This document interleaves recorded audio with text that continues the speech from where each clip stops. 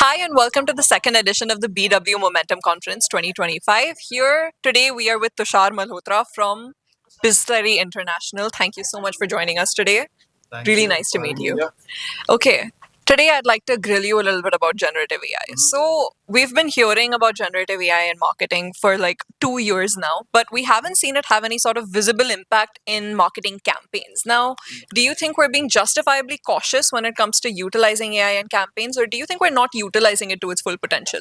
I mean, there are two parts to AI. One part is behind the scenes, which we don't see, which is the data mining, the insight generation part, right? Where AI is also using a lot of modeling for data mining and figuring out what exactly the right insight to leverage to the consumers is. That's one bit. The second bit, when it comes to Gen AI, it's an enabler.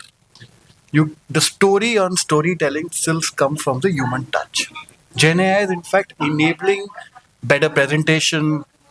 You want to change a shoot location, you want to use AI for that, you want to CG for that. That's where tech is coming in, but you cannot take out the story from storytelling. That is prima facie human, and that will remain so. However, we are seeing a lot of campaigns which are tech enabled, which are about interactivity with the consumers, right? So that's where AI will play a more part. But generally, I think creativity is something which needs the human touch, and that cannot be replaced. Incredible. So it's like AI is almost more of a collaborator rather than like something that's doing the human creative output for you. Humans still need to engage with that, while AI is just a tool that sort of helps you get there. Absolutely. And you know what? The more and more, the perils of using more and more AI is you do not know where that is coming from. What is the source code where it is drawing from? And there are numerous copyright issues, plagiarization, which would come across. So marketers need to be very sensitive when going the AI path. Like you'd end up spending more of your resources on correcting what went wrong than in actually doing the work that you made the AI do for you yourself. It will get you stuff done much faster, much more efficient, much more cheaper.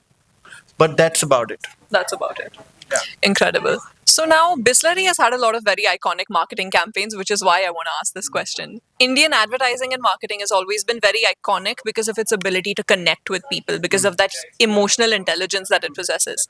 Now we're in an age where we're using algorithmic decision making, we're using data driven tactics, we're using generative AI to an extent.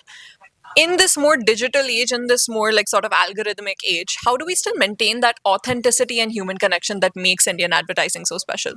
I mean, you have to focus on one thing, which is the consumer. Eventually, the insight comes from the consumer. You need to tell the story in the most simplest and impactful manner back to the consumer. If you keep that at the heart, it's a very, very simple thing to achieve, whatever the medium is. Incredible. Very nice and short answer to that, actually. So I think we have everything we need from you. Thank you so much for joining us today. This